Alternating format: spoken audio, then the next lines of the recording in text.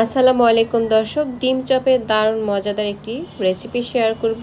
একদম কিভাবে প্রতিদিন আমি পারফেক্টলি এই ডিম চপ তৈরি করে থাকি সেই রেসিপিটি আজকে শেয়ার করব। এই ডিম চপ খেতে কিন্তু অনেক বেশি মজা হয় এবং খুব সহজে ঝটপট বাসায় থাকা উপকরণ দিয়ে তৈরিও করে নেওয়া যায়। 4টা আলু প্রথমে আমি সেদ্ধ করে ম্যাশ করে নিয়েছি আর 2টি ডিমও সেদ্ধ করে নিয়েছি।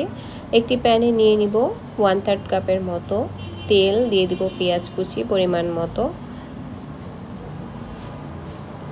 এরপরে দিয়ে দিব একটু আদা বাটা, কিছুক্ষণ নেড়েচেড়ে মিশিয়ে নিব। দিয়েছি আমি কিছু কাঁচামরিচ কুচি। এখন যে আলুটাকে আমি ম্যাশ করে রেখেছিলাম সেই আলুটা এর মধ্যে দিয়ে তারপরে সব কিছু একসাথে ভালো করে মিশিয়ে নিয়ে দিয়ে দিব আমি পরিমাণ মতো লবণ। দিয়েছি আমি লাল মরিচের গুঁড়ো 1 চা চামচ, ধনিয়ার গুঁড়ো 1 চা চামচ, জিরার গুঁড়ো 1 চা চামচ এবং দিয়ে দিব চাট মশলা 1 চা চামচ। সব কিছু একসাথে বেশ ভালো করে মিশিয়ে নিব। এই মশলাগুলো অ্যাড করার ফলে এই যে ভেতরের যে পুরটা, এটা কিন্তু খেতে অনেক বেশি মজা হয়। তো কিছুক্ষণ ভালো করে মিশিয়ে নেওয়ার পরে এটাকে আমি নামিয়ে নিব। এবারে কোট করার জন্য কিছু উপকরণ রেডি করে নিব। 3 টেবিল চামচ কর্নফ্লাওয়ার, 3 টেবিল চামচ পানি দিয়ে গুলিয়ে নিয়েছি আমি ব্রেড ক্রাম আর ডিমগুলোকে ফালি করে নিয়েছি। এবারে আলুর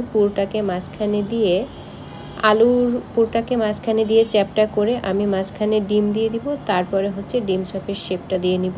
তো আমি এভাবে আজকে একটু বড় বড় করে ডিম চপগুলোকে তৈরি করে নিয়েছি। একই পদ্ধতিতে 4টি আমি তৈরি করেছি। প্রথমে আমি ময়দা একটু গড়িয়ে নিয়ে তারপরে কর্নফ্লাওয়ারের যে মিশ্রণটা ছিল সেইখানে আমি এটাকে একটু কিছুক্ষণ গড়িয়ে নিব। তারপরে আমি ব্রেড ক্রামে কোট করে নিব। তো আমার একটি ডিম চপ কিন্তু তৈরি হয়ে গেল। একইভাবে আমি সবগুলো ডিম চপ তৈরি করে নেব। এইবারে ডিম চপগুলোকে ভেজে নিব একটু বেশি করে তেল দিয়ে। তেলগুলোকে কিন্তু বেশ ভালো করে গরম হয়ে যাওয়ার পরে ডিম চপগুলোকে এর মধ্যে দিতে হবে। ঠান্ডা তেলে দিলে ডিম চপগুলো কিন্তু ভেঙে যাওয়ার সম্ভাবনা থাকে। এবারে উল্টে পাল্টে গোল্ডেন কালার করে তারপরে ডিম চপগুলোকে আমি আজকে ভেজে নিব।